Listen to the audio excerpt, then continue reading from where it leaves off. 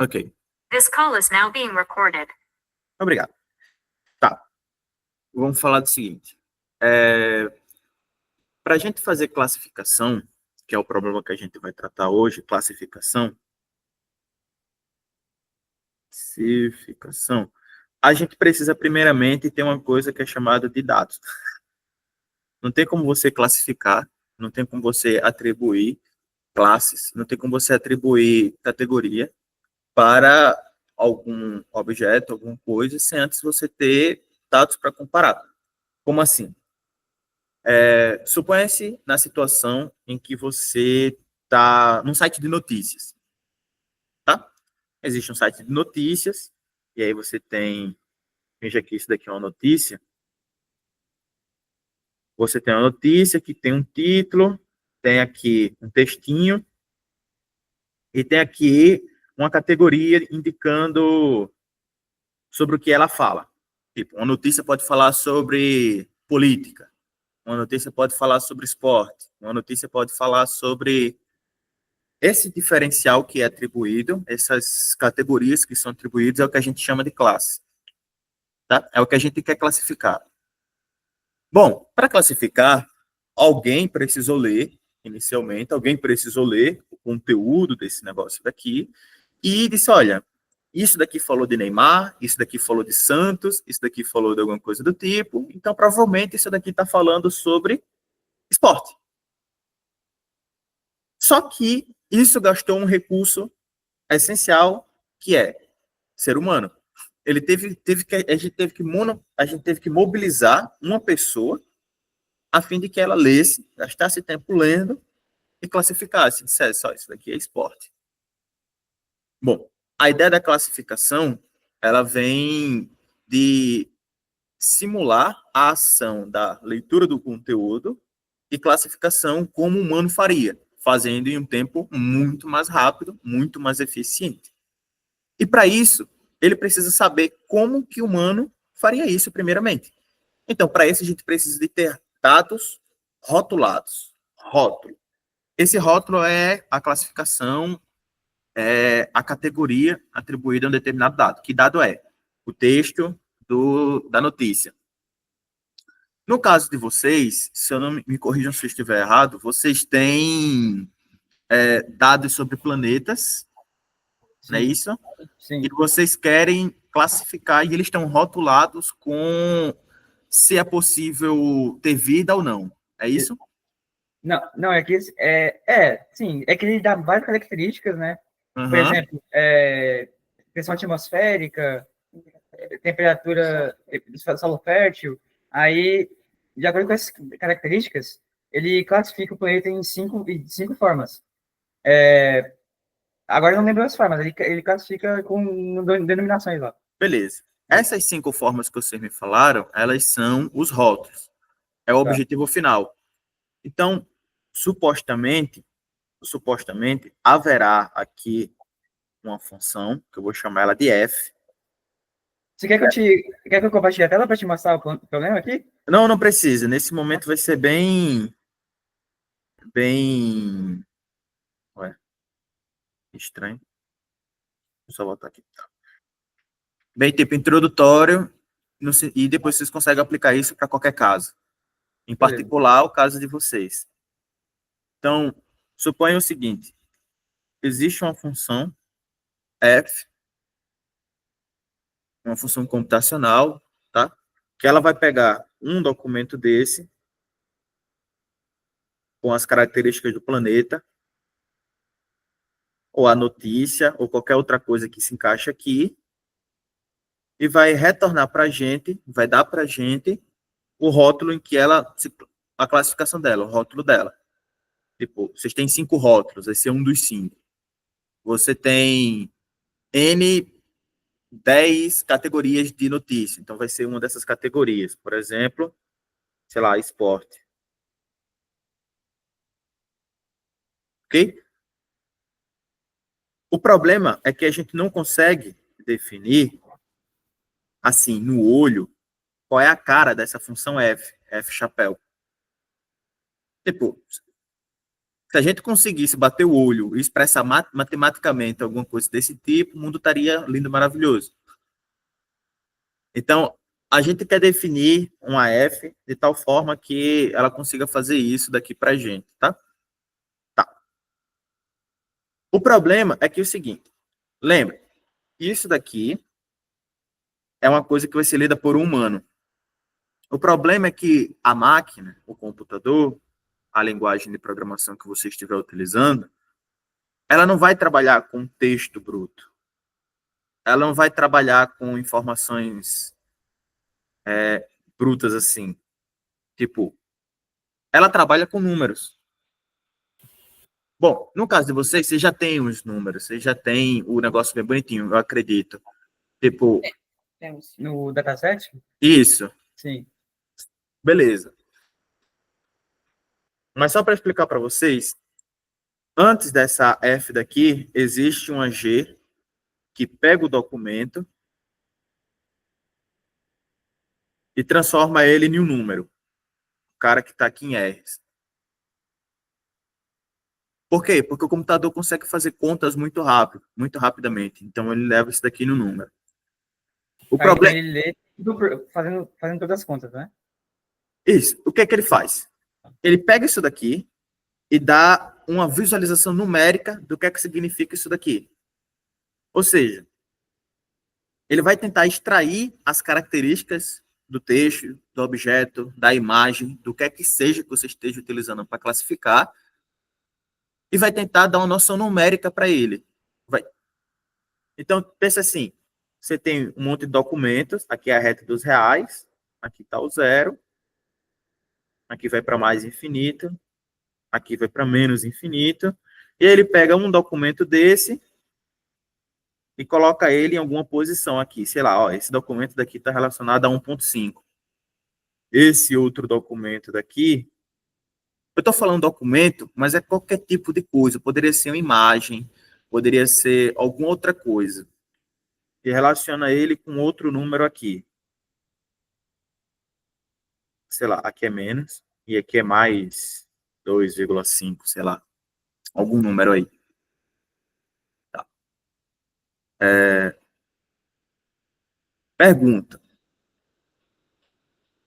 Sabendo dessa relação que eu tenho entre um objeto, um documento e um número, qual é a forma assim que vocês imaginam que eu posso calcular, que eu posso verificar, eu já dei a dica, que eu posso verificar que um documento, um objeto é parecido com o outro?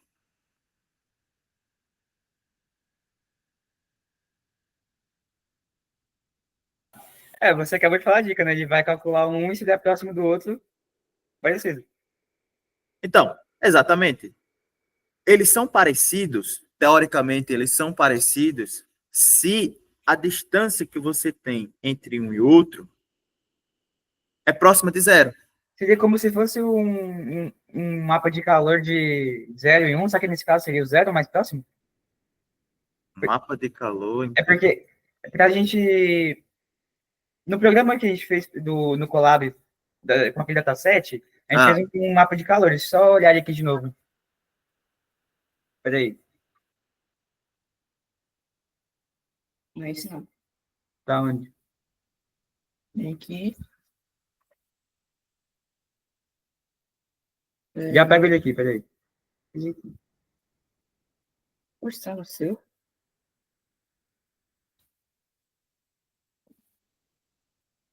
É no meu. Meus olhos. Peraí.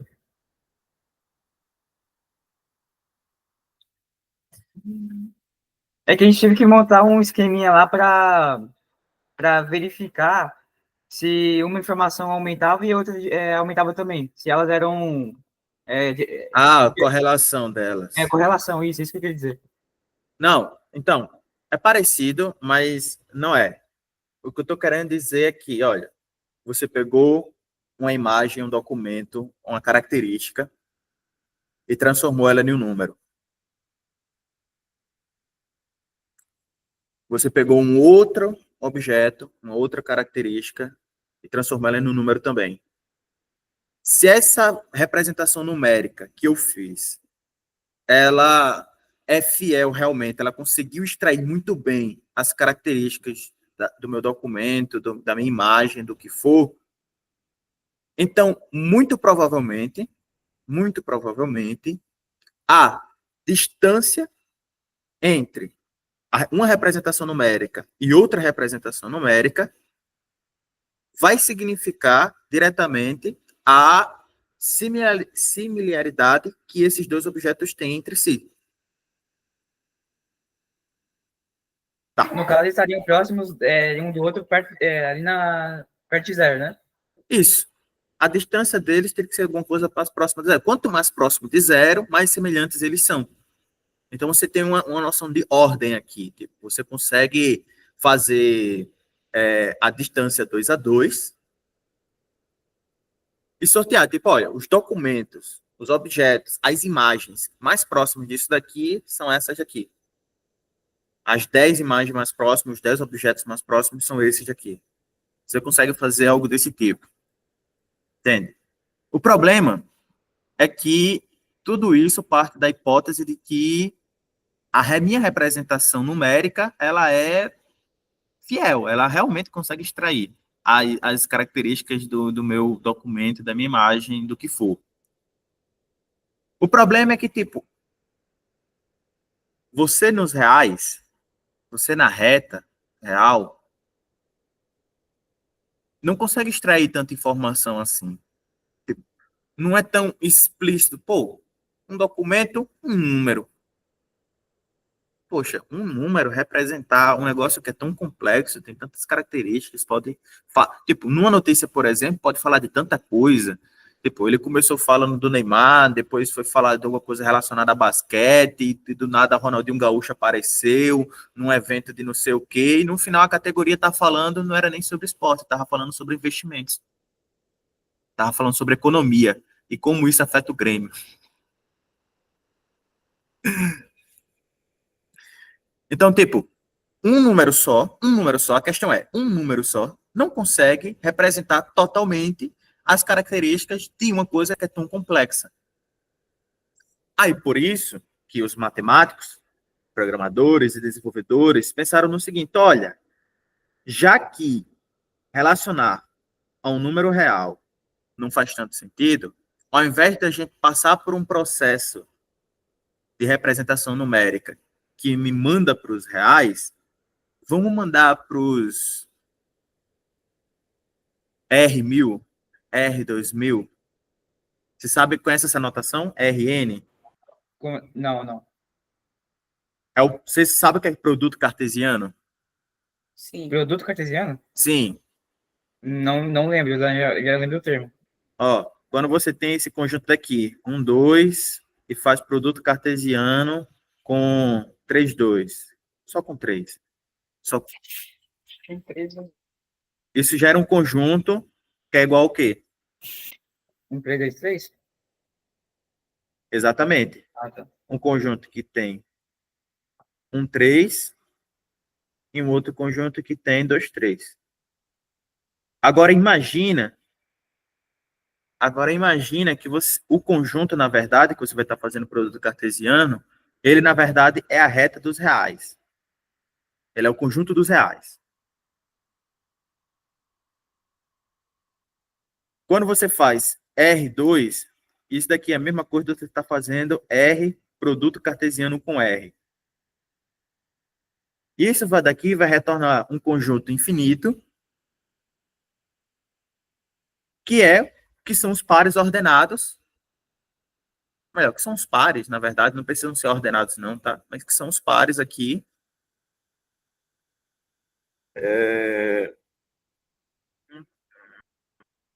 Eu poderia falar assim. Não tem problema não. Não precisa de tanta formalidade. De todos os números reais, tá? Tipo, você vai ter menos 1 com pi, menos 1 pi é real, né? Então, não posso colocar ele aqui. Esse tipo de coisa. Só que assim, aqui você vai ter caras 2 a 2, AB.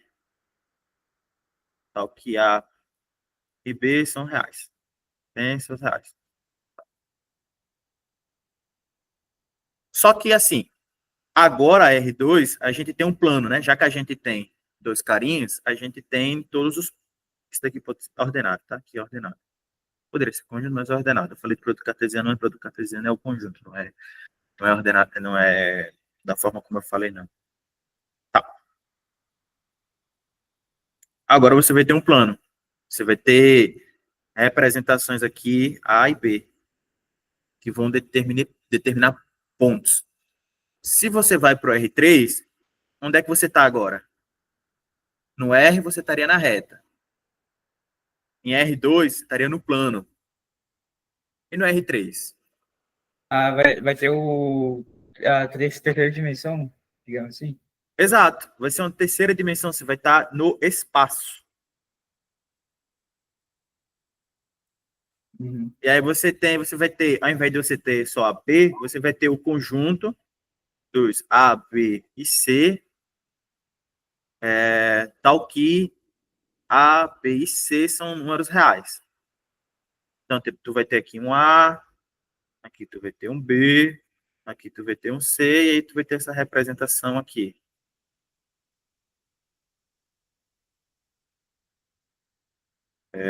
Desenhar R3 é bem ruimzinho, tá?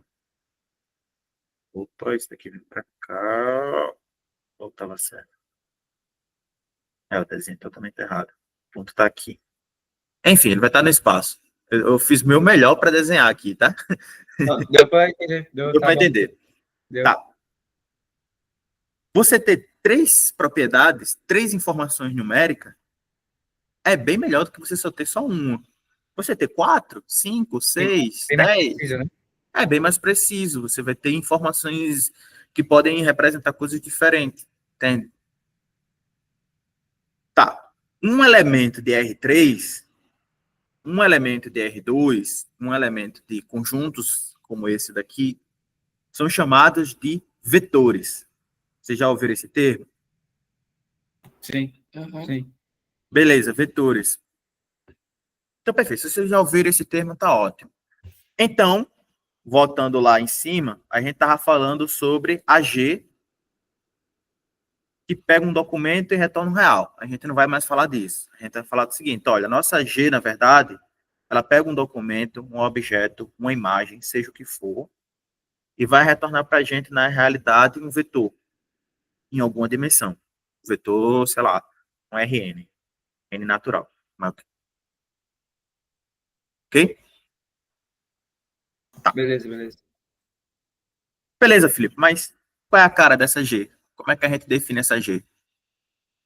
Fé em Deus, é sorte. É você definindo, é testando, é você tirando, tentar encontrar.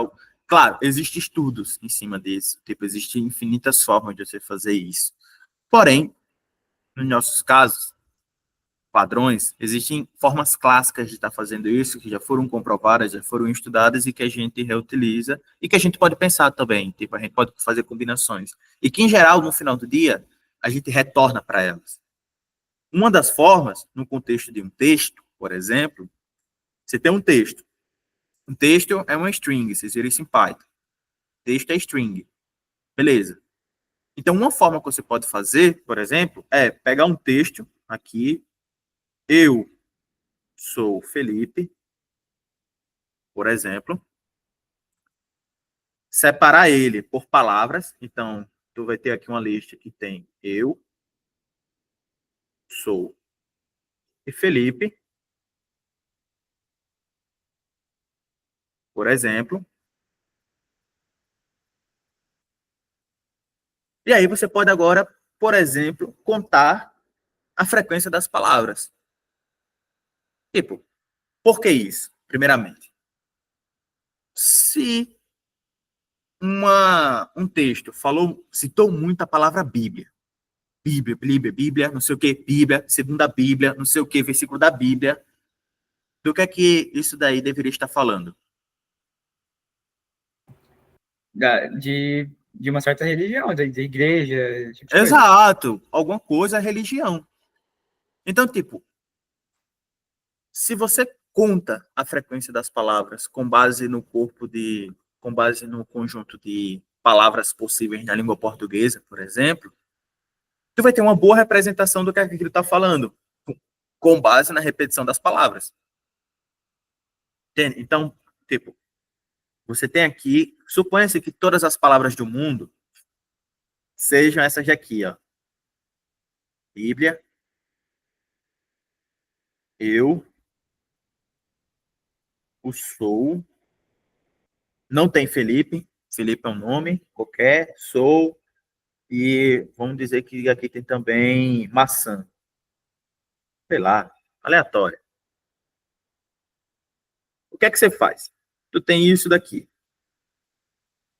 Aí tu pegou com Python mesmo, transformou nisso daqui. Agora, o que você quer é pegar isso daqui e transformar num vetor. Vetor de onde? Rn, onde n tem 4 posições, onde cada posição é o negócio a posição desse vetor aqui, dessa lista. 0 representa a Bíblia, A1 representa eu, 2 representa sou e 3 representa a maçã.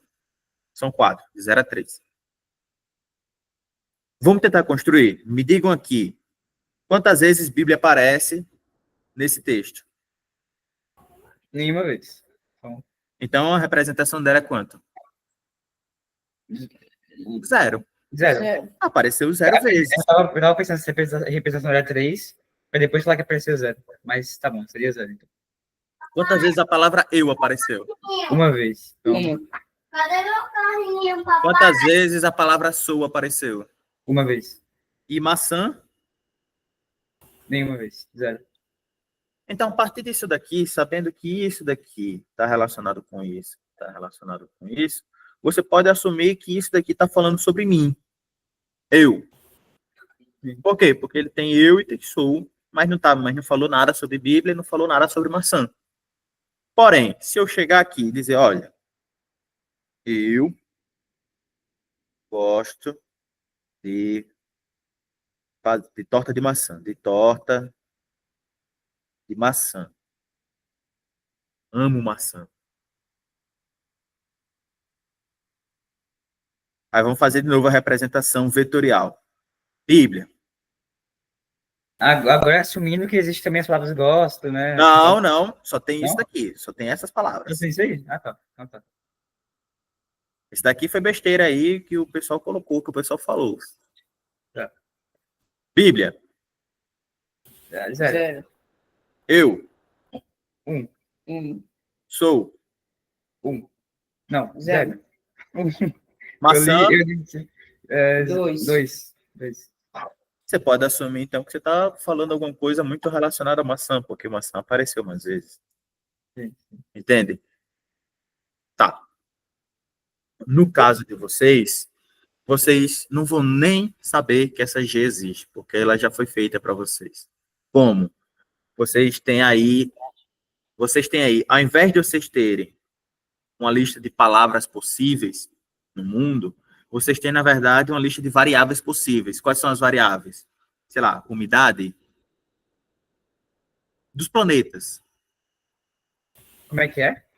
Ó, aqui a gente fez uma representação vetorial, numérica, com base nas palavras do mundo. Isso daqui são todas as palavras do mundo, suponha. Bíblia, eu sou e maçã. Agora, a gente não está falando mais de palavra, a gente está falando de outra coisa. Sei lá, dos planetas. Tá. Aí que é a denominação deles, né? Isso. Deixa eu ver aqui. Planeta deserto. Não. Temperatura média. Ah, tá. Temperatura. Ah, tá. Entendi. Não é a classe ainda, né? Tá. Não é a classificação. Temperatura média. Gravidade. São 13. Ah, só me dá 4. Gravidade. Tá. Pressão ATM, né? Que é a pressão atmosférica. ATM. E a radiação. Nível de radiação. Ou seja, alguém já teve o trabalho de coletar as informações ou de vetorizar as características do vetor. Ou seja, alguém chegou lá, definiu uma G e pega um planeta. Finge que isso daqui é um planeta, tá? Pegou um planeta e retornou isso daqui, ó. Um vetor que representa isso daqui. Alguém já teve esse trabalho para vocês? Sim. Beleza. Agora a gente vai fazer o seguinte. Vamos voltar lá para a nossa F. que é que a nossa F precisa saber? O que é que a F precisa fazer? Ela precisa receber as características e retornar o rótulo, a classificação. Ela é a classificadora. Então, vamos lá para a nossa F. A F é humana ou computacional? Ou computacional? Computacional. Então, o que é que ela deve receber como argumento? Números. Números. Então, aqui eu escrevi que ela estava recebendo o texto. Ó, estava recebendo objeto, mas ela não vai receber isso. Ela não pode receber isso. Ela não sabe trabalhar com texto. Ela não sabe trabalhar com objetos. Ela sabe trabalhar com números. Então, na realidade, o que a gente faz é a F composta com G, que recebe como argumento o mundo, um negócio aí. Vocês já viram composição de funções, né? Em funções de matrizes? Como assim? Talvez Não. Talvez. Não viram, não viram. Tem onde foi a primeira aula, né? Foi só introdutório mesmo, básico. Ah, foi a primeira aula. Perfeito. Não tem problema, não tem problema. Vamos fazer o seguinte, então. Mas você sabe o que é função, né? Sim. Tá. Então vai ser a F aplicada sobre o resultado da G sobre o mundo. Esse daqui é o mundo, tá? Esse daqui é o planeta. Não, mundo não, planeta. Deu para entender isso daqui? Isso daqui vai retornar o quê pra gente? Só esse pedaço. A classificação do planeta? Não. Eu tô falando só desse pedaço daqui. A G, o F é o resultado, né? Eu não tô falando da F, tô falando da G. Sim, então o G seria as características do... Representação numérica, as características, exatamente. Só que em forma numérica, ele vai ler a temperatura média, por exemplo, em forma de um número, gravidade em forma de outro número. Isso. Ele pega o planeta, que é algo que a gente não consegue brincar, e transforma em uma representação numérica num vetor. Então, no final do dia, o que a gente está fazendo é o seguinte: isso daqui é o mesmo da gente estar pegando uma F e tá dando para ela a representação numérica. Sei lá, vamos dizer que temperatura média é de menos 15 graus Celsius, que vai ser só menos 15 aqui, que é a representação numérica. Gravidade, eu vou colocar aqui que é 10. Força da gravidade é 10. Pressão atmosférica, eu vou colocar que é 2. E radiação, vamos colocar aqui que é 0. No final do dia, ela está pegando isso aqui. Ela está recebendo isso daqui como argumento. Bom, só para vocês terem uma ideia, vocês vão ver isso daí em funções de matriz, mas quando eu faço f e aplico ela sobre o resultado de outra função, aplicada sobre alguma coisa aqui, x, a gente pode denotar isso daqui como composição de funções. Você está compondo, está pegando uma, está dando como argumento o resultado da outra. Então, você pode escrever isso daqui como f composta com g e x, tá? É isso daqui a anotação. Mas não precisa se preocupar com isso, não. É besteira. Vocês vão ver isso Vocês vão ver isso em funções e matrizes, que é o curso que vocês estão fazendo agora no NES. Tudo certo até aqui? Beleza, certo. Sim. Tá. Tá, Felipe. Se a gente já tem isso daqui, por que você está falando isso pra gente? A gente já tem essas informações. Por que você está falando isso pra gente? Porque é para vocês levarem para a vida que em algum momento vocês vão precisar fazer esse trabalho. Alguém já fez esse trabalho para vocês. E vocês precisam saber a teoria do que está acontecendo por trás, porque se alguém, por acaso, perguntar, vocês vão saber responder. Tipo, vou perguntar para vocês agora. Olha, como é que eu vejo se um documento é semelhante ao outro? Me respondam. Ele vai analisar quantas palavras, as palavras de um, ele vai ver quantas vezes elas se repetem, o negócio que falou, e vai saber do que se trata, e vai fazer a mesma coisa com o outro. Dependendo de quais palavras aparecem um e no outro, ela vai saber se elas são parecidas. Essa é uma possibilidade. E aí, tipo, isso vai me retornar um vetor, que eu posso calcular a distância. Pode ser a distância euclidiana, tipo aquela que é a raiz quadrada das diferenças quadráticas, né? E pode fazer isso, tá? Ok. Essa é uma forma de você fazer isso. Aí vamos lá. Vamos para cá. Vamos para a nossa F. A nossa F, ela pode, em Machine Learning, ela pode ter duas caras. Ou ela é um processo, ou ela é um processo matemático, realmente, ou seja, existe realmente aqui uma função bonitinha que recebe o número, recebe o vetor e faz alguma coisa com esse vetor numericamente mesmo, tipo, sei lá, ela tem uma A1, x1 mais A2, x2, tipo um polinômio, AN, XN, ela pode fazer alguma coisa assim, talvez ter algumas potências aqui, sei lá, o quadrado, não sei o que aqui, a N, sei lá, também compõe com alguma outra função. Enfim, pode ser alguma coisa assim, ou pode ser um processo iterativo, simplesmente programando mesmo. Vai ter matemática, claro, mas vai ser alguma coisa mais tentativa e erro, por exemplo. É uma forma de fazer, por exaustão, por processo heurístico, processo mais iterativo, tá? E aí, eu vou apresentar para vocês agora um classificador que é chamado de KNN. Vocês já ouviram falar sobre KNN? Eu não tinha ouvido, eu só ouvi quando o Wilson falou pra gente. Tá. Meu pai me explicou um pouquinho sobre esse tipo de... Pô, esqueci o nome agora. Tipo, KNN... Classificador. Isso, classificador. Legal, massa.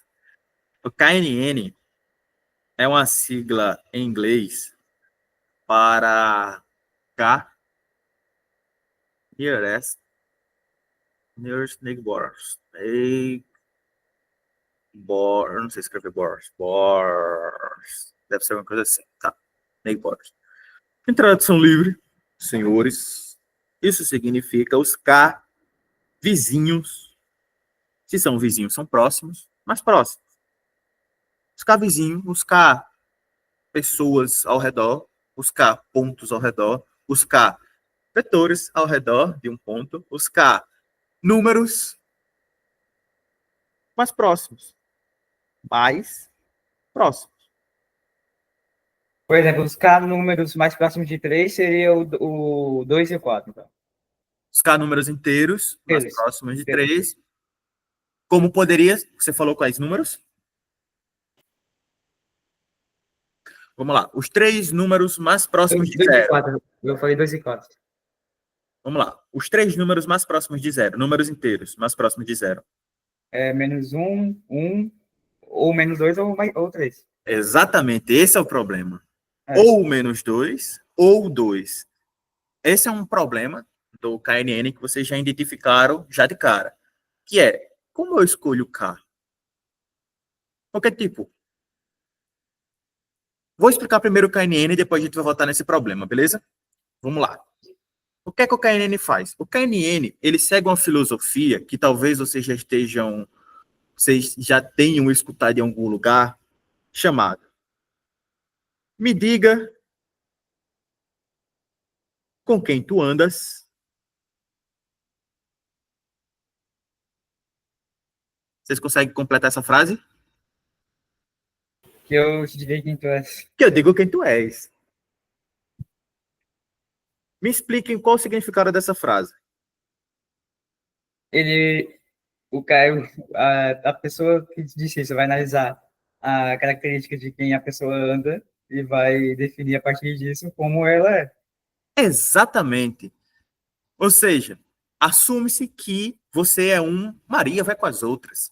Se você está perto de pessoas que, sei lá, fazem alguma coisa errada, você provavelmente é um Maria vai com as outras, assume-se que você é um Maria vai com as outras e que você também faz coisa errada.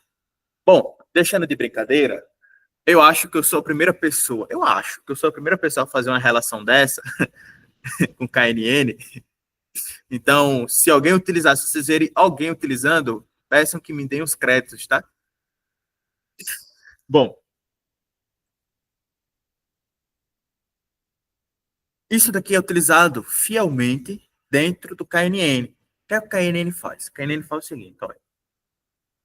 Ele pega todas as representações vetoriais, todos os rótulos relacionados a essas representações vetoriais. Vamos lá. Vamos supor que a gente tem 15 planetas. Tá? Aí o que ele faz, e suponha-se que a gente definiu uma G, que pegou um planeta aqui, e transformou ele num vetor de duas posições. Ele tem um X e tem um Y. Tá? Então a gente consegue, por exemplo, representar os planetas no plano. Tá aqui o plano. O plano tem coordenadas X e Y. Tá? E aí a gente consegue, por exemplo, pega a Terra e a Terra ela está aqui, esse ponto. Pega Júpiter, Júpiter está aqui nesse outro ponto. Por exemplo, tá? E finge que isso daqui é diferente um do outro. Tá. Beleza. E aí Ainda vai só duas características, né? só duas. A gente só está colocando isso só para ilustrar, porque é muito difícil ilustrar em R3 e é impossível ilustrar em Rn, para n maior que 3. Ok. O que ele faz é o seguinte. Suponha-se, a gente define inicialmente um K. Vamos iniciar com K igual a 1. Tá? Ou seja, a gente pega o vizinho, o único vizinho mais próximo de você. O que é que ele faz? Ele pega um novo planeta. Esse daqui é habitável, tá? Habitável. E esse daqui é não habitável. Suponha-se que a gente só tem essas duas características. Não habitável e habitável. Não habitável. Beleza. Aí a gente pega um novo planeta. Aqui. Apareceu um novo planeta no radar. É esse outro daqui. Aí a gente fez o seguinte. Cientistas chegaram, botaram ele para passar pela G. O planeta passou pela G. Ele recebeu uma nova representação vetorial aqui. Vou chamar de X1, Y1. E aí a gente pegou essa representação vetorial e colocou ela aqui no plano. Suponha-se que ela esteja aqui. Esse é o nosso novo planeta. O que o KNN faz é o seguinte, ele mede a distância. Lembra? Distância aqui vai significar para a gente diretamente similaridade. São parecidos. Me diga quem tu andas e quem tu és. Vai medir a distância diretamente dele para outros planetas. Mediu a distância desse daqui para cá.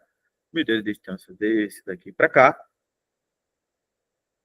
Viu que a distância desse planeta para esse planeta é a menor. O K é igual a 1. Então, o KNN diz que isso aqui é habitável. Por quê? Porque a distância dele para um planeta habitável... Eu não entendi o que significa o K igual a 1 ali. Tá. O K igual a 1 significa que...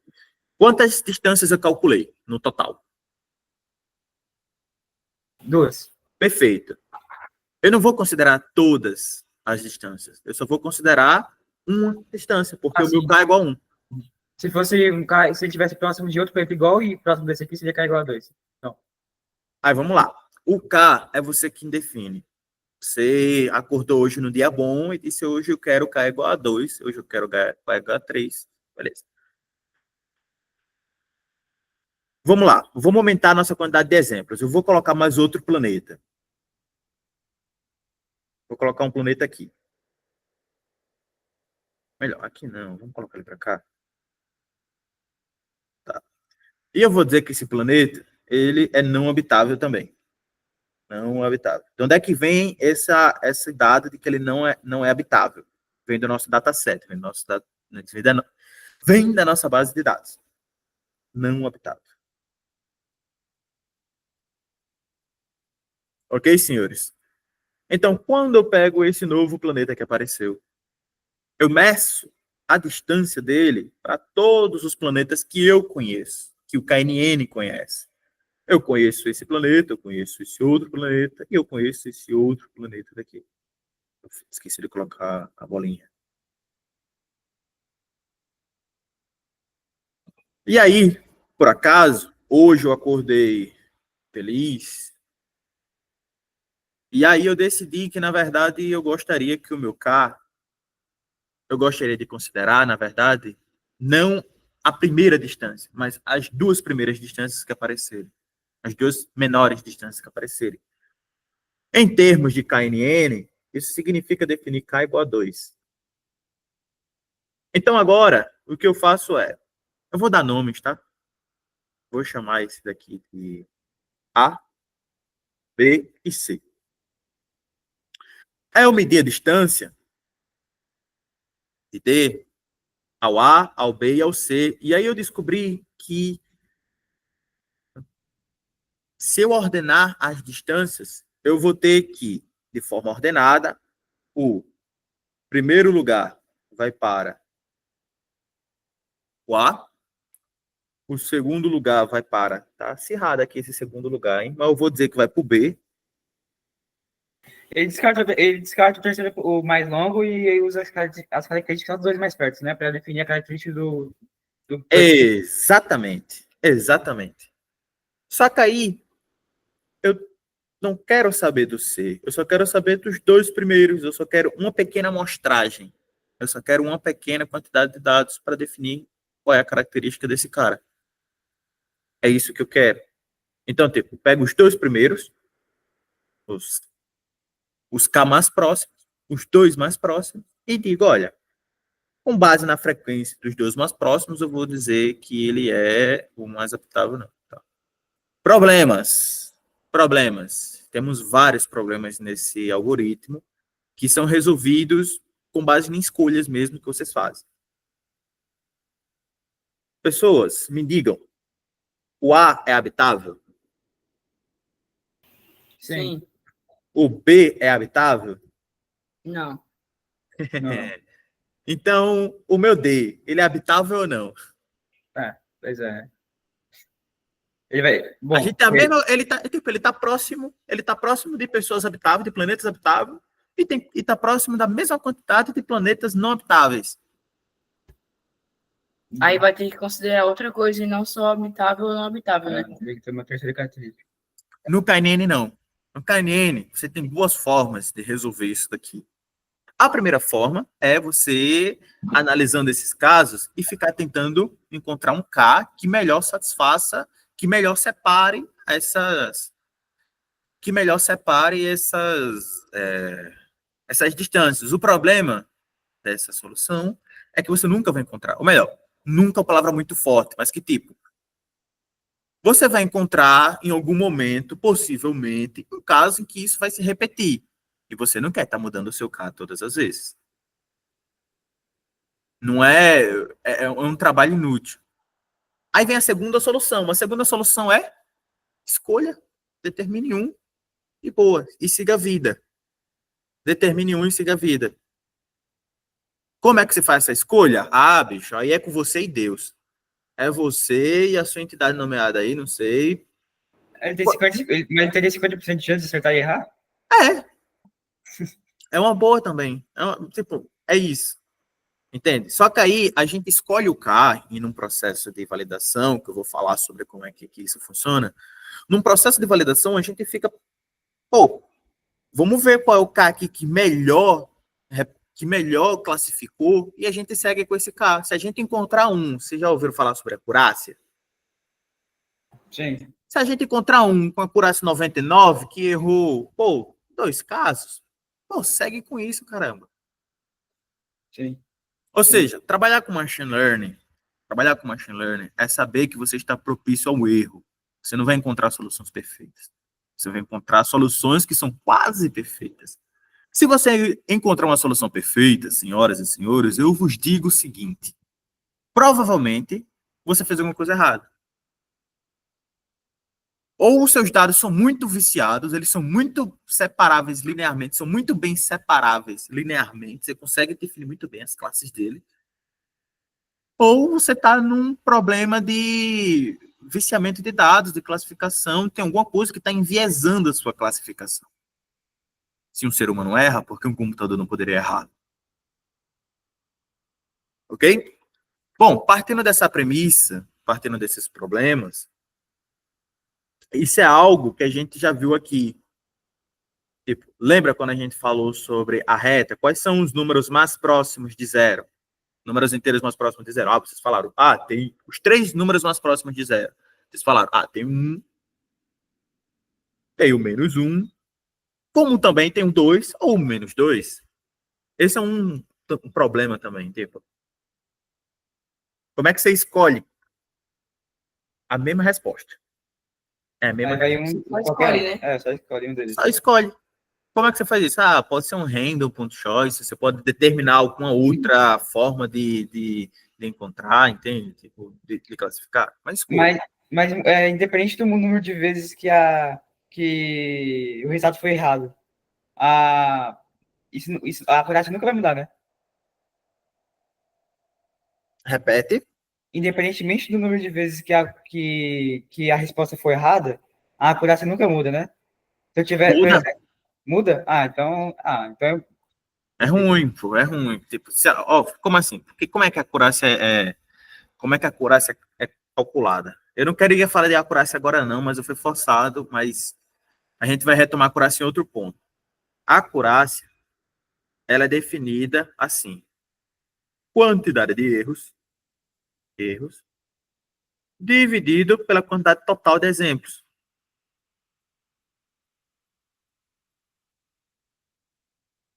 Menos isso. É o complementar disso daqui. Vocês concordam comigo que isso daqui é alguma coisa menor ou igual a 1, tá? Como a gente fala de acurácia geralmente em termos de porcentagem, a gente pega isso daqui e tira de 1. Então fica... Deixa eu arrastar isso daqui para cá. A acurácia em termos de porcentagem... Deixa eu arrastar para cá. A tecnologia é incrível. 1 menos isso daqui. Entendeu? Aí você multiplica isso daqui por 100, né? Só para arrastar ele para o lado. Bota o sinalzinho de porcentagem no final e você tem a acurácia. É assim que se calcula a acurácia.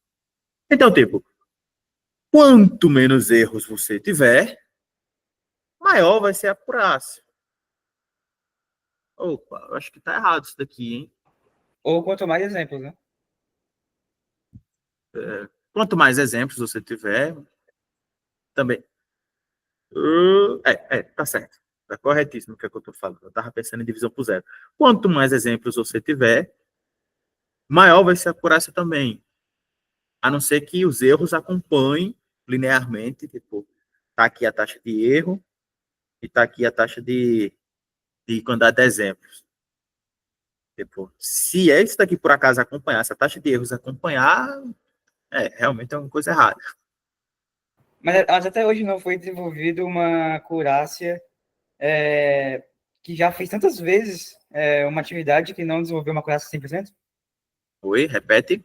Até hoje não foi desenvolvido um sistema que já fez uma coisa tantas vezes que não desenvolveu a acurácia de 100%. Porque quanto mais exemplos... Tem exemplos de coisas que já bateu a acurácia de 100% e, tipo, continua muito bem. Então, Tem exemplos disso, mas são casos extremamente particulares. Por exemplo, hoje utilizamos o Google, e utilizamos o Gmail, temos um Felipinho do Arrocha 2010 @gmail.com. E aí eu recebo e-mails, e alguns desses e-mails são spam ou não. Até hoje eu recebo e-mails que às vezes vão para a caixa de spam sem ser spam. Pô, é o Google. É o sistema de classificação do Google. Se o sistema de classificação do Google erra, poxa. Entende? Bom, vamos continuar. para ter uma acurácia 100% tem que ter muitas vezes. Então, tem que fazer muitas vezes. Bom, vocês descobriram, deixa eu voltar na realidade, esse bichinho aqui da acurácia, tem uma coisinha que eu quero falar. Pessoas, vocês identificaram uma coisa que é extremamente importante e que muitas pessoas às vezes passam despercebido, mas que vocês comentaram e talvez não tenham entendido a gravidade do negócio. É o seguinte. Vocês falaram muito bem que uma das formas da acurácia aumentar é a quantidade de exemplos aumentar. O problema, senhores, é que imagine que temos poucos exemplos, dentro desses exemplos aí, nós temos poucos exemplos de, sei lá, Covid. Estamos tratando de ficha de paciente, estamos classificando se o cara tem alguma doença. E uma das doenças é Covid. Pô, a gente tem muito exemplo de coisa de HIV. A gente tem muita coisa de AIDS. A gente tem muitos exemplos de todas as outras doenças. Mas Covid é algo novo. Suponha-se. Não é mais, né? Fez 5 anos já. E aí, se a gente tem poucos exemplos de Covid, pode ser que o nosso treinamento erre tudo de Covid, errou tudo de Covid. Mas, tipo, a gente tem tanto exemplo, que a acurácia ficou lá em cima. Mas ele errou tudo de Covid, ele não conseguiu identificar um de Covid. Isso é um problema. A acurácia não é uma boa, ela não representa tão bem o quão bom nosso algoritmo está. Porque a depender da amostragem que nós temos, a depender da quantidade de exemplos que nós temos, pode acontecer de ficar enviesado. Tipo, tá lá mostrando 98%. Beleza, pode ser para todo o resto. Mas para Covid foi 100%. Ou seja, foi 0% de acurácia, né? 0%. 0%. Isso é ruim pra caramba. Entende? Mas não dá para relacionar os dois para criar uma nova acurácia? Então, existem pesquisas em cima disso, existem uma série de outras métricas. Por exemplo, uma das métricas é calcular a acurácia, tirar a média das acurácias de cada uma das categorias. Essa é uma boa, por exemplo. Bom, mas existem outras coisas. Nesse nosso momento, como é uma Olimpíada nova, é uma coisa extremamente nova, usa a acurácia, diz que a acurácia está linda, maravilhosa e vende isso. Venda. Não, pô, aqui a acurácia quase 100%, pô, você é doido, meu algoritmo é muito bom. Mas se vocês verem, por acaso, algum doutor, alguma pessoa que é mais avançada, e ela simplesmente falar de acurácia, opa, passinho atrás, a acurácia não é tão boa assim não, hein? Ok? Não vão constranger a pessoa não, né? Não constranjam a pessoa não, viu? Isso é feio. Vamos lá, vamos continuar, que eu tô com fome já. Vamos lá. Senhores, muito bem, eu vos falei sobre a distância entre planetas. Mas como é que essa distância é calculada? A princípio, o que são esses planetas para a gente no contexto da F, do nosso classificador? F é classificador, tá? O que é um planeta para a gente? É só um número, né? É só um vetor, é só um número, é só uma representação vetorial. Então, o que nós teremos é o seguinte: o planeta A tem x1, y1. O planeta 2, o P, ele tem x2, y2. Eu vos pergunto, como eu posso medir a distância D entre A e B?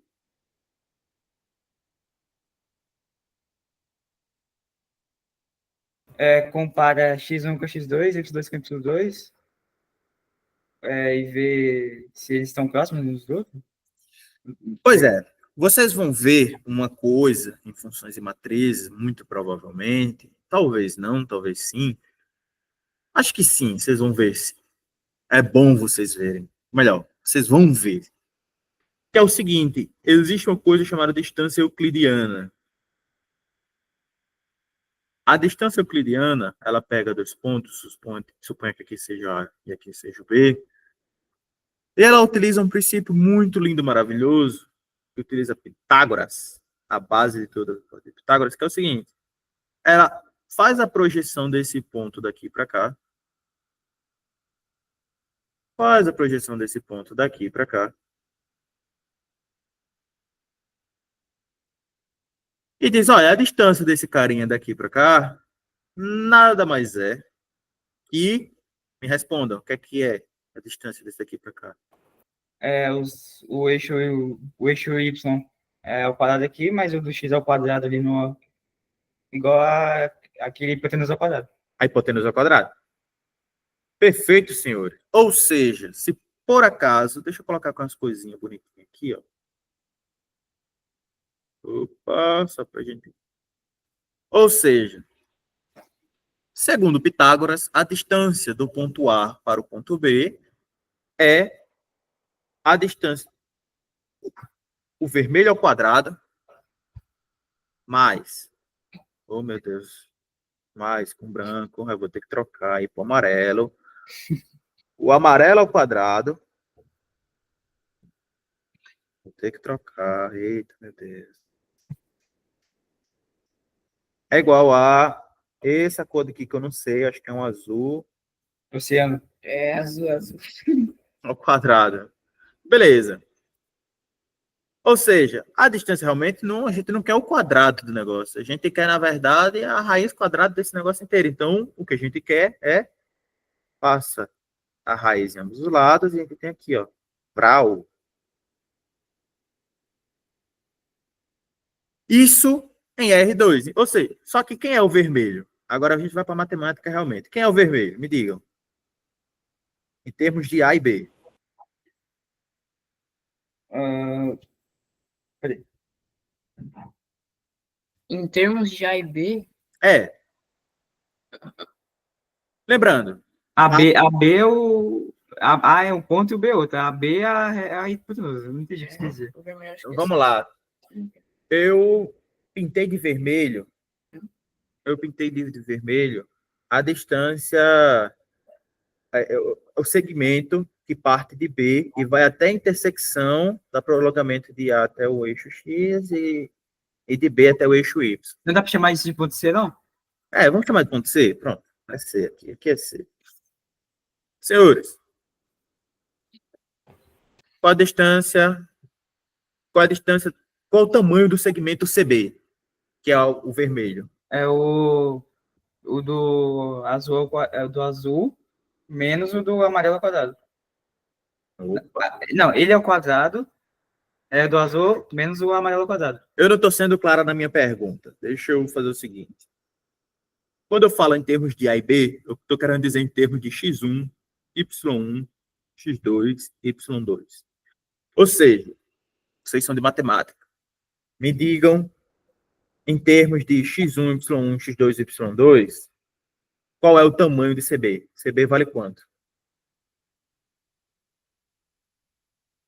Lembrando aqui, quem é B? Ah, tá. Vale o eixo X de B e o Y de A. Peraí. Melhor aí, isso daí, tá chegando lá. Tá, o A, ele tá em... Beleza, X1 no eixo X e o B tá em X2 no eixo X. Então seria... Ah, tá, o X2 menos o X1 Aham, perfeito. e o Y1 menos Y2. Não, isso. E aqui o AC é igual a Y1. Oxe, escrevi errado aqui. X1, X1. Não, porque o Y1 menos Y2 vai sobrar o espacinho ali embaixo. Que é o que é o... Tá.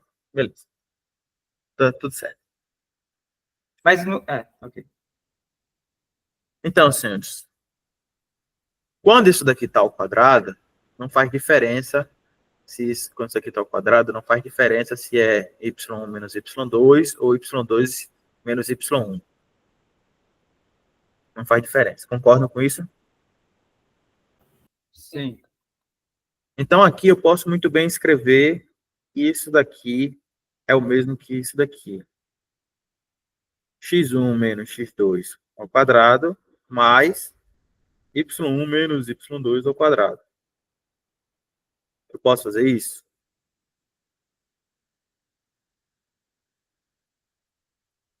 Opa, tá fechado, pode, tá fechado o microfone. Perfeito. Excelente. Vocês acabaram de definir a distância euclidiana entre dois pontos. Só que isso daqui é no R2, nós estamos no R2. E aí a gente faz uma generalização disso daqui, dizendo que o seguinte, olha, dado U que pertence ao Rn e V, U e V pertencentes a Rn, ou seja, U é um vetor com um monte de números, em particular N números, e V é um outro vetor com também N números. Ok? Tá. Ok. Intuitivamente, qual é a distância entre U e V? O que é que vocês acham que é?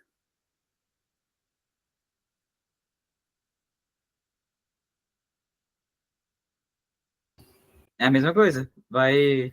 Só que, ao invés de a gente ter x1, y1, x2, y2, a gente vai ter até xn, yn e o caramba. Então, vamos lá, vamos construir. Isso aqui vai ser a raiz quadrada de... Poxa, que complicado aqui vai ser para mim.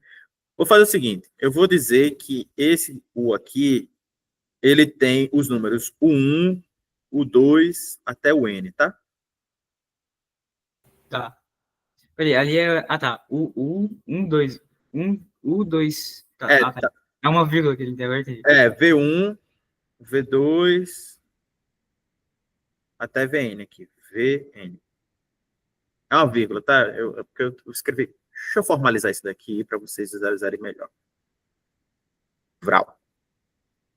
U igual a U1, U2 até o N. E V é igual a V1, V2 até Vn. Todos eles dentro de... Eles pertencem aos... Ele pertence ao Rn, tá? Rn. Produto cartesiano de R com ele mesmo. N vezes. Tá. E aí agora eu estou perguntando qual é a distância entre U e V. E eu estou dizendo para vocês, verifique se vocês concordam comigo, que isso daqui é a raiz quadrada de U1 menos V1 ao quadrado mais U2 menos V2 ao quadrado mais tal, até chegar em o N menos Vn ao quadrado. Uhum. Ah, muito difícil de escrever isso daqui. Vocês conhecem a notação chamada somatório? Eu não estudei ainda, mas conheço, sim. Sim. Beleza. Isso daqui, senhores, pode ser reescrito de forma mais bonitinha como o somatório, representado por esse signo. Teta. É alguma coisa, é uma letra grega maiúscula, não lembro qual é, perdão. De É o signo também. sigma maiúsculo, né? É. U menos V. U menos V ao quadrado. Tá, e cadê os índices? O quê? O 1, o 2, 3, de I, que vai de 1 até N, U na posição I, V na posição I. Tá? É o somatório. Mas e a raiz quadrada? Oi? Perfeito, excelente. Faltou a raiz quadrada, meus nobres. Quase que eu esqueço. Tem a raiz quadrada. Excelente. Raiz quadrada desse somatório aí, tá? Bom, senhores, o KNN utiliza isso. Bom, essa é uma das possíveis distâncias. Vocês vão descobrir na vida acadêmica de vocês que existe mais do que somente essa noção de distância. Quando falar em distância para vocês, não assumam que a distância é simplesmente a euclidiana. Ou melhor, podem assumir se, tipo, convenção, sabe? Mas, tipo, algumas pessoas erram isso bastante. Tipo, elas esquecem que existem outras distâncias, não só euclidiana. Existe a distância que vê a similaridade por cosseno, é uma coisa que vocês vão ver em álgebra linear, próximo módulo do NES, eu acredito. Ou agora, vocês estão tendo GA agora? GA? Geometria analítica? Sim, geometria. Legal. A gente começou por matrizes. Perfeito. Então, vocês vão ver, provavelmente, possivelmente, isso em geometria analítica. Ok, senhores. Tudo certo. Vamos lá. Vamos tentar agora pensar em como a gente implementaria o KNN. Vocês não vão implementar o KNN. A não ser que vocês queiram, a não ser que vocês queiram se aventurar, mas, poxa. Por exemplo, eu implementei o KNN na minha vida 2 vezes. Depois daí, foi só usar, foi só importar e usar. Importa e usa, importa e usa. As bibliotecas estão prontas, vocês podem utilizar. Mas é bom saber como é que elas funcionam por debaixo dos panos. Por quê? Porque vocês são cientistas, vocês são pessoas que querem saber a verdade sobre o mundo, porque vocês querem saber explicar isso para outras pessoas, porque vocês querem em algum momento que o CRER ligue para vocês, Felipe, Lucas Rodrigues, Oliveira e Isaac, olha, tem uns meninos que vão participar da Olimpíada, você pode dar uma aula para eles de KNN? Poxa, legal, é bacana. O CRER está ligando para vocês, entendeu? E para a vida também. Tipo, se você sabe um bom KNN da vida, você sabe o que é que está acontecendo por baixo dos panos, eu uso muito essa expressão, é um vício de linguagem meu, perdão. Se você sabe o que é que está acontecendo por baixo dos panos, se você sabe o que é que está acontecendo em background, o que você não está vendo, fica muito melhor para você entender o que é que você está fazendo, porque senão você vai ser só um robô que sabe copiar e colar código, entende? Você não sabe por que funciona. Ah, por que que isso funciona? Ah, porque o pessoal usa. Não, não é porque o pessoal usa, é porque você olhou e sabe. Beleza, vamos lá, vamos implementar, vamos implementar. Senhores, existe uma estrutura de desenvolvimento de classificadores que é padrão. Como assim é padrão? Todos os classificadores, por convenção, seguem esse padrão, que é um processo de treinamento de classificadores. Começa assim. Inclusive, isso é chamado de pipeline. Tá? Pipeline é uma coisa que você faz de forma igual para várias outras coisas. Você aplica ela para várias outras coisas. Começa assim, num processo de classificação. Primeiro, vetorização, vetorização. Senhores, segundo o que a gente falou sobre a nossa função G, o que é que a gente faz nesse processo de vetorização? Me respondam.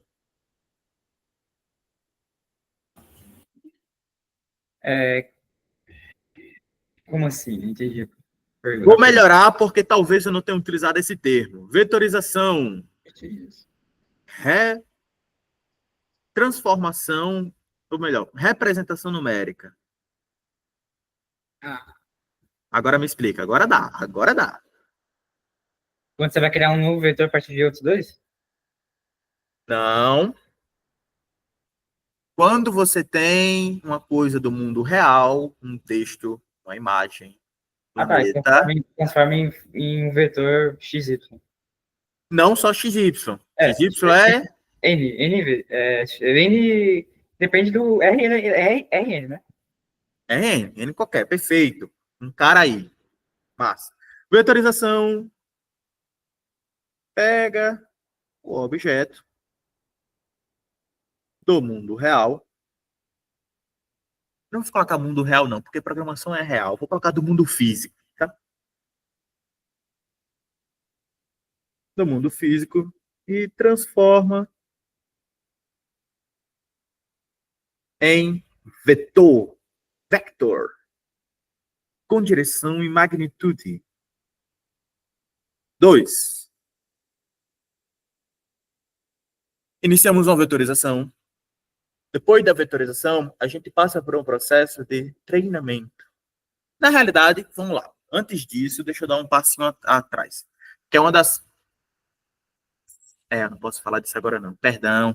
Eu não posso falar disso agora, Eu deveria ter explicado outra coisa antes e que era uma das coisas que eu ia falar... Porra, perdão, desculpa. Vou ficar na curiosidade. Eu vou dar uma pausinha aqui, uma pausa, e a gente vai copiar e colar isso daqui depois. Vamos vir para cá. Pergunta. Como saber se meu algoritmo, meu classificador, de uma forma bem nordestina, tá bom? Verificando os erros e a acurácia dele. A acurácia é uma boa, verificando os erros dele, né? Tudo para acurácia. De forma mais simples, direta, intuitiva, é saber onde é que ele errou. E como é que a gente verifica que ele errou? Tá para ele um dado e pergunta para ele qual é a classificação que ele daria para esse dado. Dá para ele um vetor e pergunta qual a classificação ele daria para esse vetor. Manda ele predizer. Se o que ele falou for igual ao que realmente deveria ser, poxa, tá bom. Tá legal. É o que a acurácia faz. Se ele errou, opa, tem uma coisa errada aí. Então, como é que a gente verifica? Verificando se o cara errou, acertou. Se o classificador errou, acertou. É só isso. É só isso. Só que para isso, senhores, a gente precisa primeiro saber qual é a classificação daquele dado que a gente está colocando. Tipo, vamos lá. Eu não vou chegar lá, vou pegar... Eu treinei o meu algoritmo, treinei o meu algoritmo com um monte de notícia. De 2020 para baixo. Aí eu cheguei lá e peguei uma notícia de 2025 que eu não sei qual a categoria dela. Aí eu vou lá e pergunto, tá, qual é a categoria dessa notícia de 2025? Aí o algoritmo vai lá e diz, ó, é política. Tá, e como é que você sabe que é e como é que você vai verificar se tá certo ou não, se você não sabe qual é a categoria? Ah, não tem como, né? Não tem como, exatamente, não tem como. O que você faz, então, é o seguinte. O seu dado de treinamento, o seu dataset, ele vem rotulado, tá? Ele não vem rotulado, ele não já tem lá as características, ele não já tem lá dizendo, ó, característica, essa categoria, características, essa categoria. Você não tem isso? Sim. Perfeito. Então, o que você faz é o seguinte, ó, eu vou separar, então, da seguinte forma. Um determinado conjunto vai para treinamento, uma determinada amostragem vai para treinamento, e outra amostragem pequena eu vou separar e vou assumir que é novo. Vou separar, não vou colocar. O algoritmo nunca vai saber que esse negócio existe. Está classificado já, eles já estão rotulados, porque ele é só uma pequena amostragem que a gente tirou do conjunto de treinamento, do conjunto que a gente tem, e separou treinamento, teste. E a gente vai testar. E é daí que vem a acurácia. A gente pega esse conjunto daqui e testa com ele. Ok? Então, em algum momento, o que a gente faz é tipo, olha, vou pegar aqui 90% da minha base e vou utilizar isso para treinar o algoritmo. Depois, eu pego o restante, os 10%, e eu uso para testar o algoritmo. Se ele acertar esses 10%, pô, o negócio tá bom. Entendeu? Aí faz uma rodada dessas coisas. Ok. É porque, no caso, Nossa questão já deu 2 datasets, né? Um de treino e um de teste. Excelente, perfeito. Mas, poxa, os caras estão dando na mão mesmo, hein? Pois é. Então, uma coisa, uma coisa que acontece é o seguinte: como, senhoras e senhores, eu separo esses dois conjuntos? Vocês têm alguma ideia? Tem algum chute?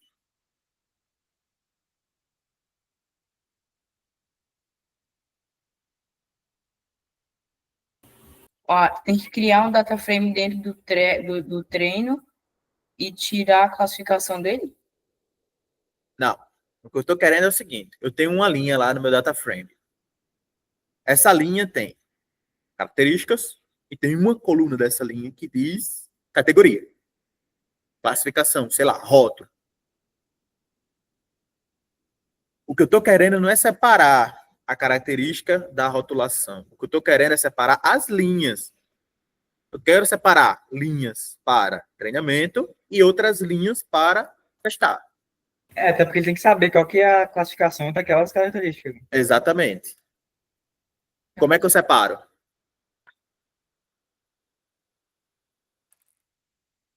Bom, é só tirar 90% dos data frames. Objetivo. 90% para treino, 90% para teste. Então, não dá para criar dois datasets Então, como é que eu crio? em forma de código? Exato. Tipo, não, pode ser tipo.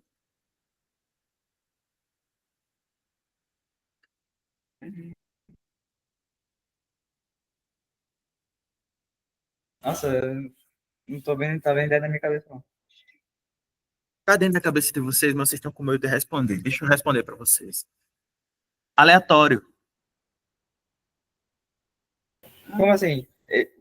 Aleatório. É tipo, você vai escolhendo, vai tirando. Vamos lá, você tem uma caixa, você tem uma caixa de bolas, tá? Bolinhas de gude, sei lá. E aí você tem 100 bolinhas de gude. E você quer separar 90 para treino e 10 para teste. Como é que você faz? Aleatório para você poder repetir esse processo, né? De treino. Tira, tipo, ó, como é que eu separo? Não tem regra específica. Tu só tira, ó, 1, 2, 3, 4, 5, 6, 7. Escolhe aleatoriamente dentro da caixa. 1, 2, 3, 4, 5, 6, 7, 8, 9, 10. Acabou. Separou.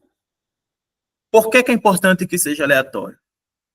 Para que a amostragem, sei lá, suponha-se que o negócio lá esteja ordenado, o seu data frame, ele esteja ordenado pelo rótulo. E aí você pega, olha, tem 10 mil linhas o negócio. 10 mil linhas. Aí você pega as primeiras 9 mil linhas e diz que é treino. Depois pega as 1.000 linhas restantes e diz que é para teste. Porém, as 1.000 linhas restantes, por acaso, é tudo de uma única categoria. Pô, como é que você vai testar o negócio com a das outras categorias? Entra naquele problema de amostragem. Entra naquele problema. Lembra lá do problema da Covid? A Covid tinha pouco exemplo. Pronto, vai ser a mesma coisa. Nesse caso, você não está nem testando com Covid, porque não estava lá. E se você pegar aleatoriamente e pegar aleatoriamente 10% da mesma? Perfeito. Aí o que é que você faz? Enviesa um pouquinho esse negócio de tal forma que você faça o seguinte: olha, eu tenho 10%. Meu objetivo é pegar 10% para testar. Eu vou escolher de tal forma aleatória. Você tem forma de fazer isso, tá? Vocês vão ver isso em probabilidade, talvez. Vou escolher de tal forma que a amostragem, a distribuição de rótulos, ela seja padrão para todas. Tipo, eu nunca vou ter muito pouco de um ou muito de outro. Entende? Tipo, vou ter valores parecidos. É importante que seja aleatório. É importante que seja aleatório. Mas também é importante que você esteja uma amostragem, pelo menos, para testar. Entende? Ok? No caso de vocês, já Ok. tiveram esse trabalho, já deixaram vocês só o café com leite para vocês tomarem. Ficou trabalho, nossa. Mas é bom vocês saberem disso. Eu vou fazer o seguinte, senhores. Eu vou pegar isso daqui. A tecnologia é muito boa, você é doido. Vou copiar e vou colar aqui embaixo para que a gente possa continuar a nossa discussão sobre como treinar um classificador. É chamado de pipeline. Passo 1, vetorização. Passo 2, separar. Ixi. Separar em conjunto de treinamento, em treino e teste. Não precisa ser literalmente 90 e 10%, pode ser 70 a 30, por exemplo. Ok, depois disso, finalmente, a gente pega o algoritmo e passa para ele a função de treine, e dá para ele os dados de treinamento, treinamento com conjunto de treino. Depois disso, agora que o algoritmo treinou, no caso do KNN, vai ser besteira. O processo de treinamento, às vezes, pode ser muito mais complicado. Ele pode até demorar, inclusive. No caso do KNN, é idiota. Tá? Mas é importante que vocês saibam. O processo de treinamento do KNN é simplesmente plotar, é simplesmente salvar. Eu tenho aqui minha representação, meus vetores. Aqui. Quarto passo é que o KNN, assim, se ele não demora para treinar, provavelmente ele vai demorar, talvez, para classificar. Geralmente é isso. Aqui está o treino e aqui está a predição. Se isso daqui, se ele não gastou muito tempo treinando, muito provavelmente ele vai gastar muito tempo classificando. Se ele não gastou... A acurácia tende a ser menor, não? Oi? A acurácia tende a ser menor, não? Não, independente. Depende. Independente, não depende disso. O que eu estou dizendo é que geralmente isso acontece. Assim, não é necessariamente verdade, mas é o que geralmente acontece. Entende? Pode acontecer também de tipo, tá pau a pau aqui, demorou um pouquinho para treinar e demorou também para classificar. Enfim, pode acontecer também. Tá? Ok. Aí o que é que acontece? Treinamos o algoritmo, tá bombado. Aí, agora a gente precisa verificar se ele está acertando, se ele está errando. Agora a gente pega o nosso conjunto de teste, pega o conjunto de teste e manda ele predizer de 1 a 1. Manda predizer. Poxa, estou escrevendo tudo errado. Prediz todas as classificações, todos os rótulos do conjunto de teste e verifica se acertou, né? E verifica se acertou e verifica. Opa.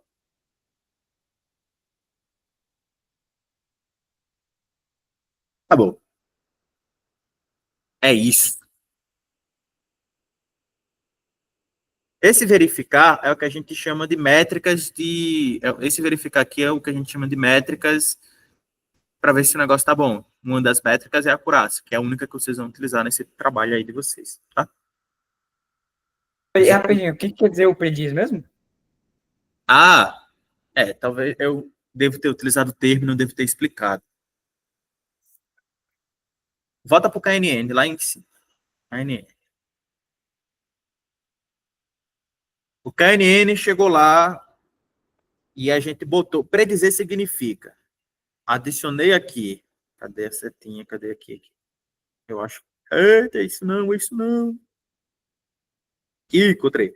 A gente adicionou esse carinha daqui. Eu tô dizendo para ele, olha, tá desse planeta, me dê a predição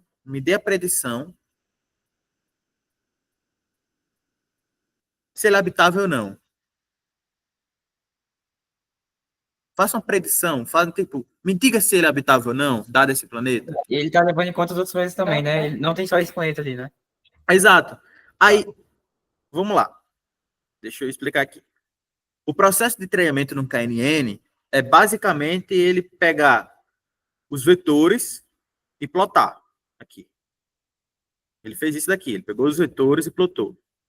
Sim. Aí ele está com isso daqui armazenado na memória. Ele está com isso daqui. Ele conhece onde é que está cada planeta. Tá. Ele sabe todo esse espaço daqui. O processo de predição é, eu já tenho isso daqui, e agora eu estou adicionando essa outra informação aqui. Aí ele vai, calcula a distância daqui para cá, daqui para cá, daqui para cá, verifica os K mais próximos,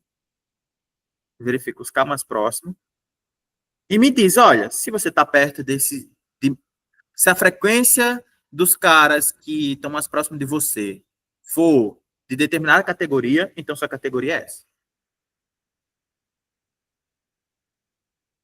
Deu para entender? Deu.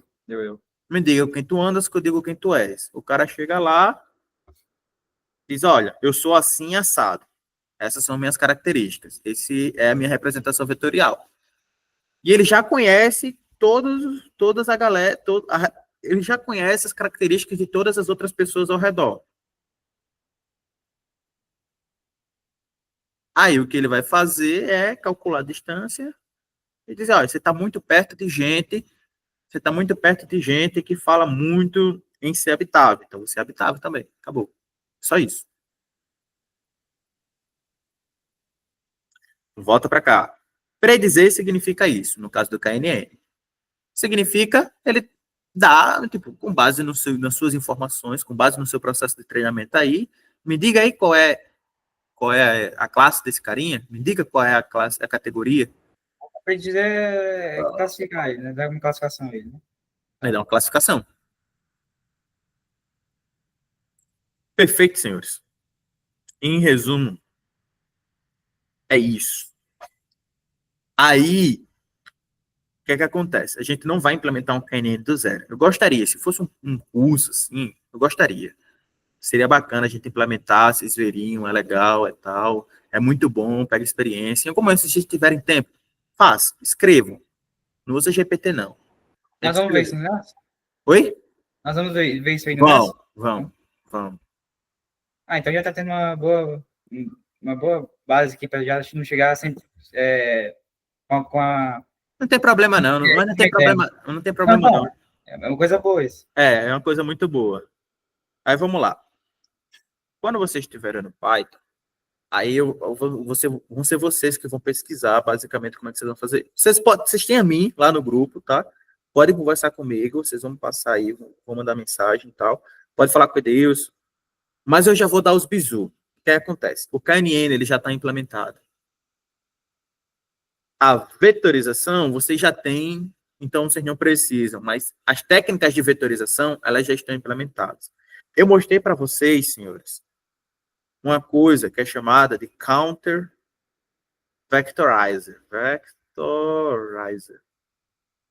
Que é basicamente contar a frequência das palavras. Tu diz para ele quais são as palavras possíveis e ele vai contar para você. Existe uma coisa também, nesse contexto de vetorização, que é chamado TF e DF, que é sigla para Term Frequency Document Frequency Document. Tem isso daqui, não. Frequency. Melhor, Inverse Document Frequency.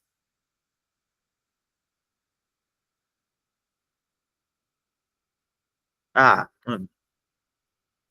Existe o TF-DF também. Eu não expliquei para vocês. Ele tem uma continha a mais mas no geral ele também mede frequência de palavras, porém ele mede também a raridade dessa palavra em relação a todos os documentos. Tipo, se uma palavra ela aparece nesse documento, mas ela aparece nos outros documentos também, ela não tem tanta importância.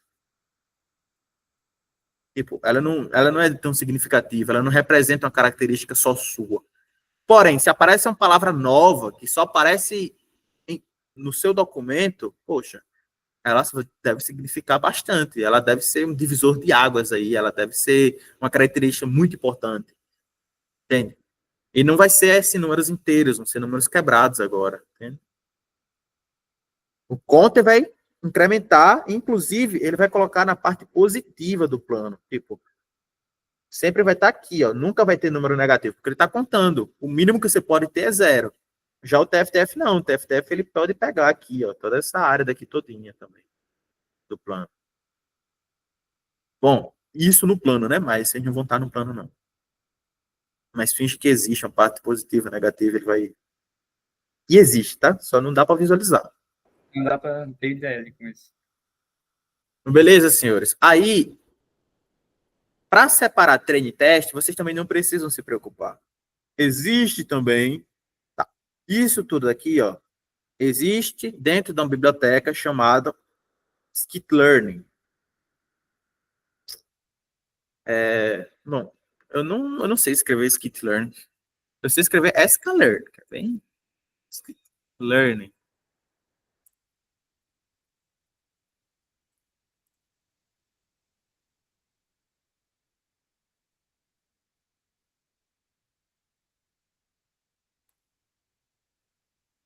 Tô pesquisando aqui o nome.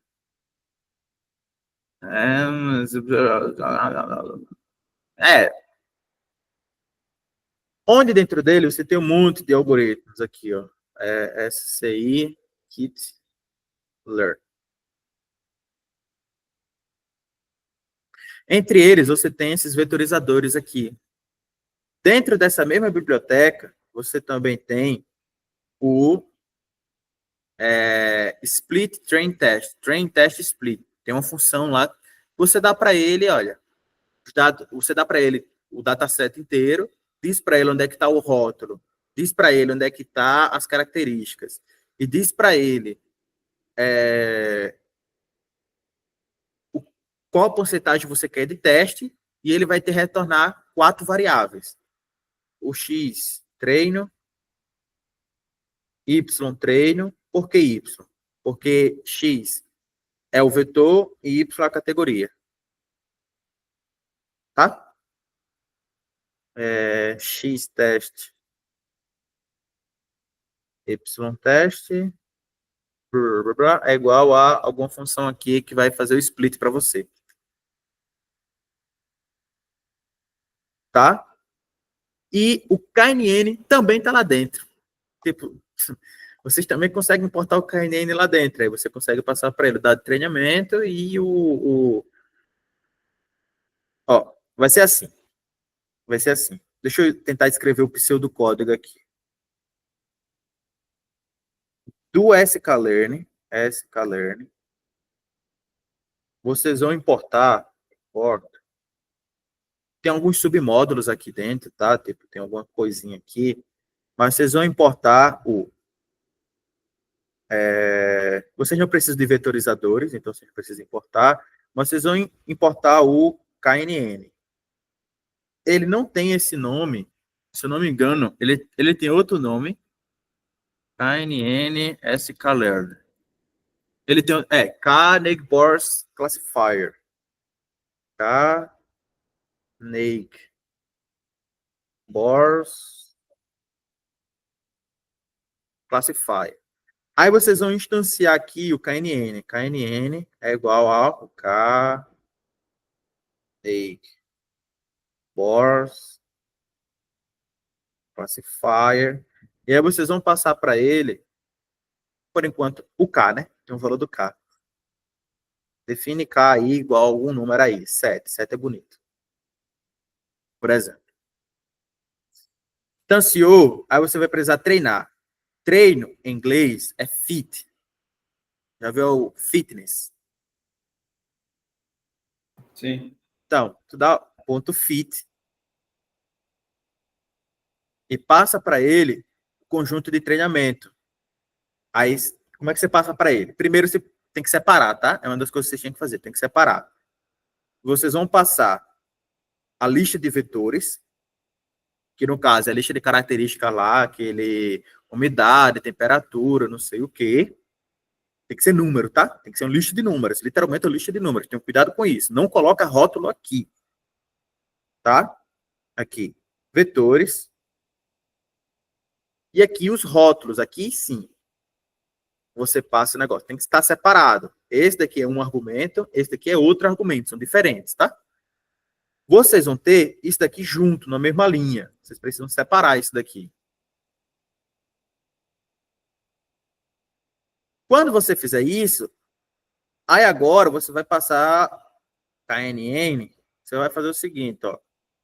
Você vai criar uma tabela de... Você vai criar uma lista de predições, que vai ser basicamente o seguinte, ó, KNN.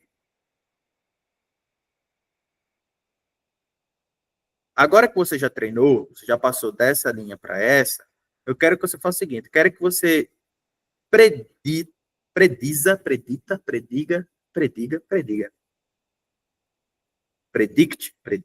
em inglês, predict. Quero que você faça a predição dos meus vetores, de novo, só que vetores de treino. Eita, de teste, perdão. Aí ele vai retornar para você, isso daqui vai retornar uma lista com rótulos possíveis. Uma lista de rótulos. Por quê? Já treinou, ele agora está dizendo, olha, esse primeiro vetor anda muito próximo desse conjunto, desses 7 vetores aqui, porque o nosso K é 7. Esse outro vetor, e por aí vai. Então, tu vai ter uma lista de strings aqui. Aí, o que é que tu precisa fazer? Agora que você tem uma lista de strings, você está dentro das predições, tu precisa agora verificar o seguinte, olha, vou definir aqui, por exemplo, o contador, tá? Contador. Acertou. Errou, sei lá, errou. Inicia em 0. Para toda predição, dentro de predições, conta, olha, se... deixa eu fazer o seguinte. Para toda predição e o rótulo real, porque a gente já tem esses rótulos dentro de... Tem uma funçãozinha do Python que faz o zip dessas duas coisas, tá? Ele coloca lado a lado de predições. E a gente tinha vetores e rótulos. Aí tem vetores de teste. Então a gente tem os rótulos de teste.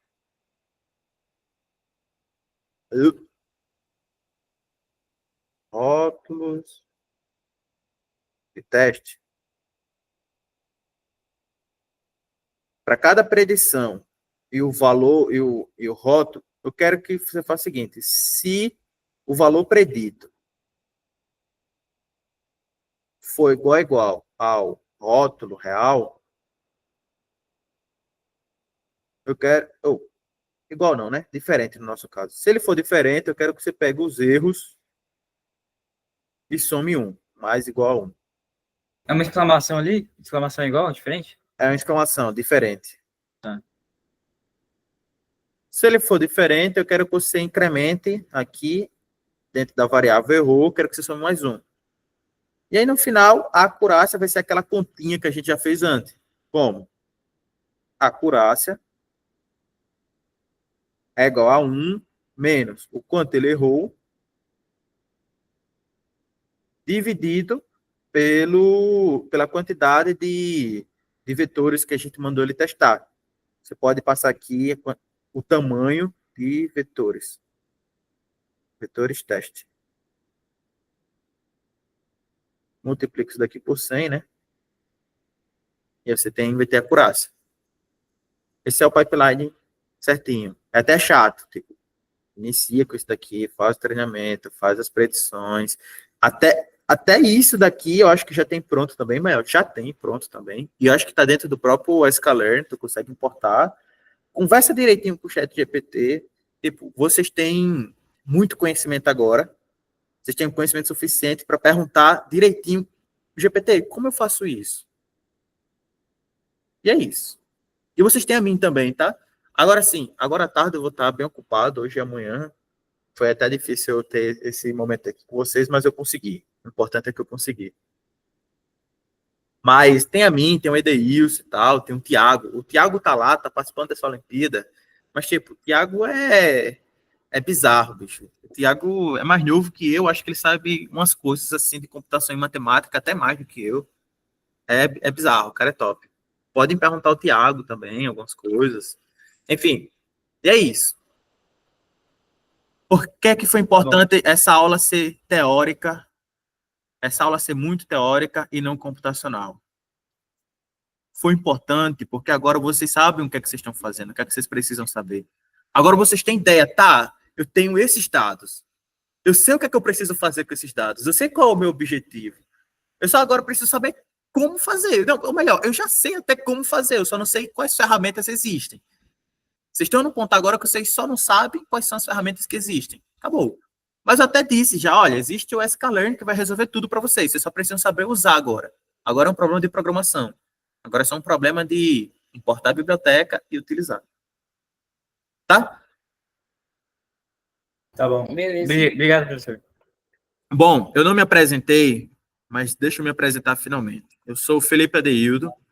Eu fiz 2 anos de NES, mas antes do NES existir, eu já estava com o Crerley. Então, eu estou aí com o Crerley faz uns 3 anos já. 3 anos. Na verdade, um pouquinho mais que isso, porque ele era coordenador do programa de iniciação científica aqui. Aqui não, porque eu estou em São Paulo, mas em Alagoas. Então, eu sou aí aluno do Laboratório de Estatística e Ciência de Dados da UFAL, participei de muitos projetos, organizei projetos, enfim, fiz muito de curso dentro da universidade, durante o ensino médio, passei pelo NES também, fiz todas as matérias, tudo lindo, maravilhoso. Melhor, nem todas, porque eu cheguei no 3º ano e vim para a faculdade. Mas, atualmente, eu ainda continuo trabalhando no laboratório com bolsa e tal, projeto com FGV, eu trabalho com coisas, tipo, faço isso daqui todos os dias, basicamente. Não nesse nível, claro, mas, tipo, faço isso. Então, saibam que vocês estavam conversando, basicamente, tendo aula particular com um cara que faz isso há anos. Então, sintam-se felizes e sintam-se felizes do Crerley ter convocado o Edeilson para estar fazendo essas coisas. Agora eu estou no INSPER, tá? Estou em São Paulo, uma das maiores universidades do Brasil. Massa. Tipo, Top. a estrutura daqui é bizarra e almejem por esses lugares, não necessariamente o INSPER, vocês podem ir para qualquer lugar que vocês queiram, tipo, o NES é bacana, vocês vão conhecer gente pra caramba dentro do NES, gente em todos os níveis possível, e estudem bastante, e é isso daí. Isso que vocês estão fazendo é coisa que, tipo, geralmente ninguém do ensino médio está fazendo, ninguém se importa com isso, ninguém sabe nem o que é ou tem uma distância euclidiana, e hoje vocês sabem coisa pra caramba, uma aula de 2 horas, 1 hora, não sei quanto tempo a gente perdeu aqui, a gente ganhou aqui, entendeu? Bom, de toda forma, fiquei muito feliz assim de ver vocês já se interessando bastante por isso e contem comigo se precisar. Muito obrigado, professor. Obrigado. Ótima explicação, só ótimo professor. Valeu. Valeu, tchau, tchau, pessoal. Bom almoço, bom final de semana. Só uma coisa, tem como compartilhar isso aí no grupo? Claro, posso sim, eu compartilho. Tá. Valeu. Valeu, falou. Falou.